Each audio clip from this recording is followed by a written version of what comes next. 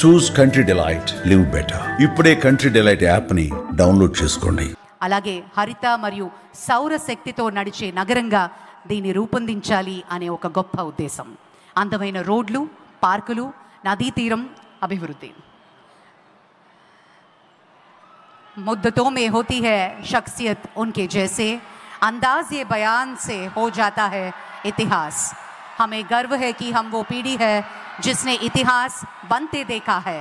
इतिहास भारत का, इतिहास विकास का, इतिहास एक ऐसा महान नेता का जो न सिर्फ भारत के हर घर में रहते हैं और हमारे दिल में रहते हैं. మిత్రులారా ఒక్కసారి చెప్పండి ఆ జెండాలతోటే వందే మాతరం, వందే మాతరం, వందే మాతరం. ఇప్పుడు మన అమరావతి రైతులు జై హో అమరావతి, జై హో అమరావతి, జై హో అమరావతి. అద్భుతం, పరమాద్భుతం. మన ప్రధానమంత్రి వర్యులు శ్రీ మోదీ గారు విచ్చేశారు. మోదీ గారు అంటేనే దేశగారి యొక్క ఒక గౌరవాన్ని కాపాడేటువంటి ఒక ధీరుడు, ఒక దృఢమైన శక్తి, ఒక సమైక్య భారతానికి ప్రతీక, యావత్ ప్రపంచంలోనే అగ్రగామి దేశంగా మన దేశాన్ని తీర్చిదిద్దేటువంటి మూర్తి నరేంద్ర మోదీ గారికి స్వాగతం పలుకుతూ ఇప్పుడు ప్రత్యేకంగా వారికి సన్మాన కార్యక్రమం. It gives us great pleasure to welcome the Honorable Prime Minister, and I now request our Chief Minister Sri Nara Chandrababu Naidu garu to felicitate the Honorable Prime Minister. This is our very own Dharmavaram Angavastram, specially being felicitated by our Honorable Chief Minister, and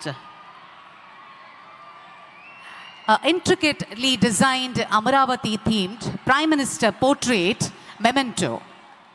ప్రత్యేకించి కళంకారి రీతిలో దీన్ని రూపొందించి ప్రధాని గారి పోర్ట్రేట్ని memento రూపంలో అందిస్తున్నారు ముఖ్యమంత్రి వర్యులు. Huge round of applause.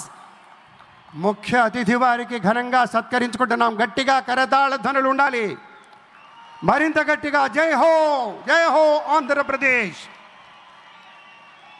ధన్యవాదాలు, ధన్యవాదాలు. ఇంత మహోత్కృష్టమైనటువంటి చారిత్రకమైన మహోజ్వల ఘట్టానికి ఆలోచన చేసింది మన ప్రియతమ నేత శ్రీ నారా చంద్రబాబు నాయుడు గారు.